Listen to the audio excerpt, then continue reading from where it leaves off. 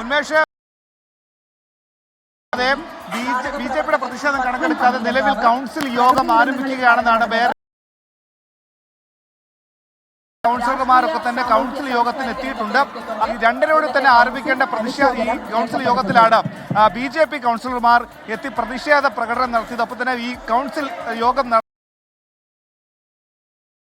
ആരോപണങ്ങൾ ഉന്നയിച്ചുകൊണ്ട് വന്നത്. പോലീസ് അടക്കം ഈ നടുത്തളത്തിൽ ഇറങ്ങി പ്രവർത്തകരെ അറസ്റ്റ് ചെയ്ത് നീക്കി. പക്ഷേ കൗൺസിൽ യോഗം തടസ്സപ്പെടുത്താൻ സാധിക്കുകയില്ല. പ്രധാനപ്പെട്ട ചില അജണ്ടകളൊക്കെ തന്നെ ഉള്ളതുകൊണ്ട് തന്നെ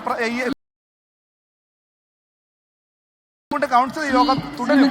അത് തുടങ്ങാനുള്ള നടപടികൾ ആരംഭിച്ചു. നിലവിൽ ഡയസിൽ അതായത് മേയർ ആര്യ രാജേന്ദ്രൻ ഈ നടപടിക്രമങ്ങളൊക്കെ തന്നെ ആരംഭിച്ചിട്ടുണ്ട്. നിലവിൽ ഈ ബിജെപി കൗൺസിലർമാരായിട്ടുള്ള 4ഓളം പേരെ പോലീസ് അറസ്റ്റ് ചെയ്ത് നീക്കി. പക്ഷേ അറസ്റ്റ് ചെയ്ത് നീക്കിയ ബിജെപി കൗൺസിലർമാർ വീണ്ടും പ്രതിഷേധം നടത്തുകയായിരുന്നു. ശുചീകരണ തൊഴിലാളികളുടെ നിയമ ലിസ്റ്റിൽ വൻ ക്രമക്കേട് ഉണ്ടെന്നാണ് ബിജെപിയുടെ ആരോപണം. അനധികൃത നിയമനങ്ങളിൽ ഈ കൗൺസിൽ യോഗം തന്നെ മാറ്റിവെച്ചുകൊണ്ട് അല്ലെങ്കിൽ കൗൺസിലിലെ പ്രധാനപ്പെട്ട അജണ്ട ഇതാക്കി ചർച്ച നടത്തണം എന്നുള്ള ആവശ്യം ബിജെപി കൗൺസിലർ ഉന്നയിച്ചു. CPIM ഇഷ്ടക്കാരെ ലിസ്റ്റ് അതുകൊണ്ട് തന്നെ 2:30 തുടങ്ങാനിരുന്ന ഈ കൗൺസിൽ യോഗം അലങ്കോലപ്പെടുത്തുക എന്ന ലക്ഷ്യത്തോടു കൂടിയായിരുന്നു ബിജെപി കൗൺസിലർമാർ ഇവിടേക്ക് എത്തിയത്. പക്ഷേ ഈ നിലവിൽ കൗൺസിൽ യോഗം ആരംഭിച്ചിട്ടുണ്ട്. ഒപ്പം തന്നെ പല പദ്ധതികൾ അല്ലെങ്കിൽ പ്രോജക്റ്റുകൾ അത് സംബന്ധിച്ചുള്ള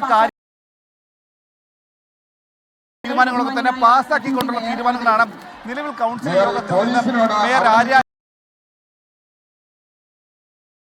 യോഗം അലങ്കോലപ്പെടുത്താൻ എത്തിയ ആളുകളെ ഇവിടെ നിന്ന് അറസ്റ്റ് ചെയ്ത് നീക്കാൻ വേണ്ടി ഇവിടെ തിരുവനന്തപുരം നഗരസഭയിലെ ഭരണപക്ഷ കൗൺസിലർമാർ യോഗത്തിന് ഇപ്പോഴുണ്ട്. അങ്ങനെ പ്രതിഷേധിച്ച മുഴുവൻ കൗൺസിലർമാരെ അറസ്റ്റ് ചെയ്ത് നീക്കിക്കൊണ്ട് തിരുവനന്തപുരം കോർപ്പറേഷനിൽ ഭരണപക്ഷ കൗൺസിലർമാർ യോഗമാണ് നിലവിൽ പുരോഗമിച്ചുകൊണ്ടിരിക്കുന്നത്. ഭരണപക്ഷ